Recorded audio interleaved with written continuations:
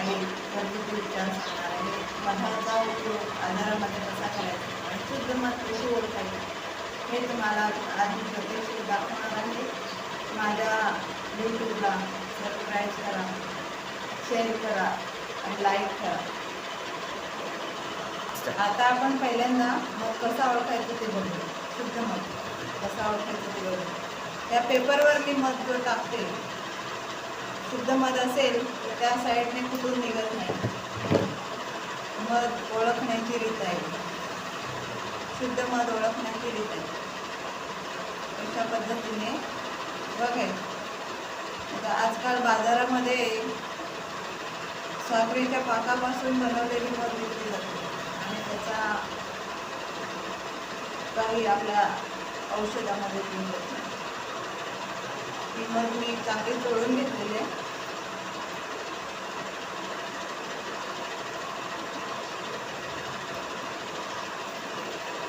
शुद्ध मध असल्यामुळे त्या साईडनं दुसऱ्या बाजूने फुटून निघाले नाही आणि हा साखरेचा पाक असेल तर त्या साईडने फुटून निघते.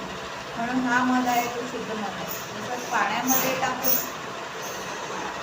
आपण ही मध पाण्यामध्ये टाकूया.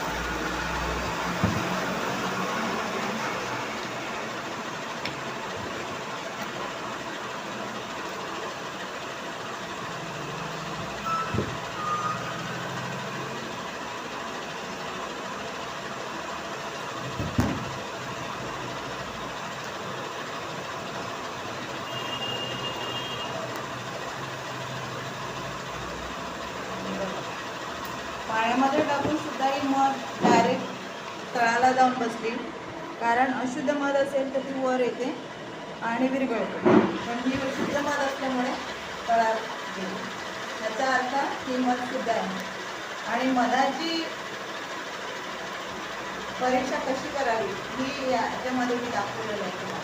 तसंच मध ही साधारण कडवट आहे म्हणून त्याला मुंग्याही लागत नाही, म्हणजे ती शुद्ध मध आहे असं समजून जायचं. आणि मधाचा उपयोग आपल्या शरीरावर कसा होतो हे तुम्हाला मी पुढच्या व्हिडिओत सांगणार आहे. पण तरी आता हे मधाचा प्रयोग दाखवलं की शुद्ध मध कशी ओळखायची ते तुम्हाला मी दाखवून दिलेलं आहे. मध म्हणजे आपल्या शरीरासाठी एक उत्तम टॉनिक आहे आणि ते मधमाशा फुलांपासून गोळा केलेली अनेक औषधी वनस्पतीपासून तयार केलेली मध ही आपल्या आरोग्यावर कसा परिणाम करते हे तुम्हाला मी पुढच्या व्हिडिओमध्ये सांगणार आहे.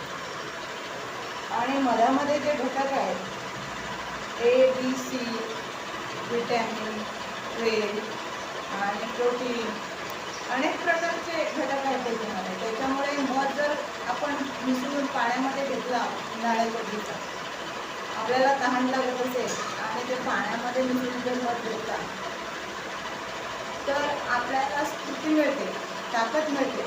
पण जर तसाच मध झाला तर मग तो आपल्या शरीराला अपायकारक होतो. म्हणून उन्हाळ्याच्या दिवसात तहान लागली तर ते पाण्यात किंवा सरबतावर टाकून घेतलं पाहिजे.